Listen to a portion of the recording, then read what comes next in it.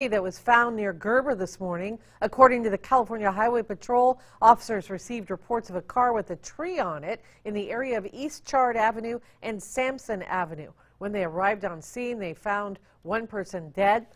The car engine was cold and it appeared to have been there for a while. We'll bring you more details on this as they become available.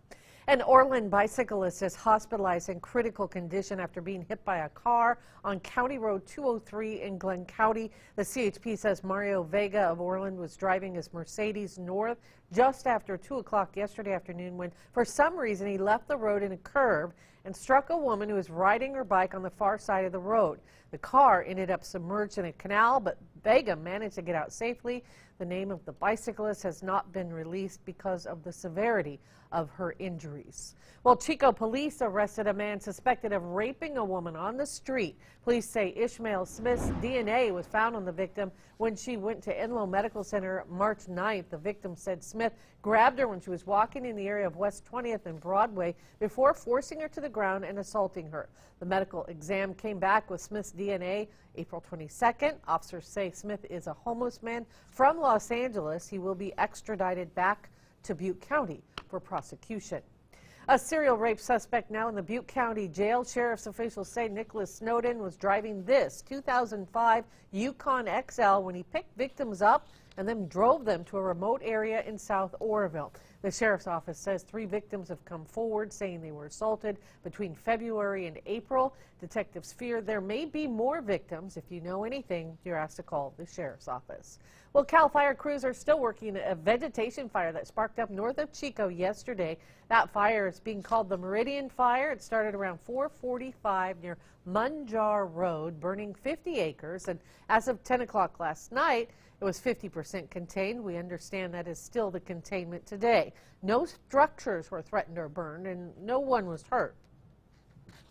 No matter how wet or how dry the winter was, it seems like you could almost set your calendar by when the grass starts turning brown. And when the grass starts turning brown and drying out, and when the temperature warms up and the humidity starts to drop, those are the conditions where fire starts. CAL FIRE is investigating what caused that fire, and firefighters are expected to remain on scene today. Well, fire conditions again already starting to dry out. For the latest on what the weather holds, let's check in with Court Klopping now in the Storm Tracker Center.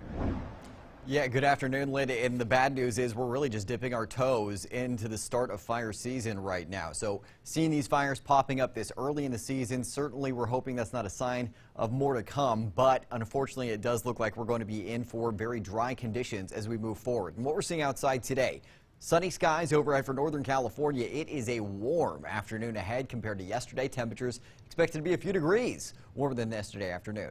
And getting a look on the ground right now, what we are seeing, if you're heading out the door in the valley over the next few minutes, you're going to see temperatures mostly in the 70s, mid 70s at that. We'll see mid to high 70s for the next couple of hours, then peaking around 80 degrees by 4 to 5 p.m. After that, we start to cool down a little bit. So just in time for the Thursday night market in Chico this evening. Coming up in a few minutes, we'll check back in. We're going to break down what you can expect for the market outside tonight, and we're talking about when the next chance for showers is returning in your extended forecast.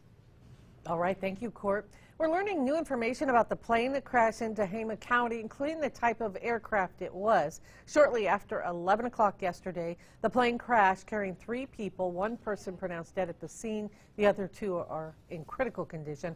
CAL FIRE and the Tehama County Sheriff's Office says they were alerted to the scene from the FAA in Oakland. The plane tried to land in a large meadow, Child's Meadow, near highways 172 and 36.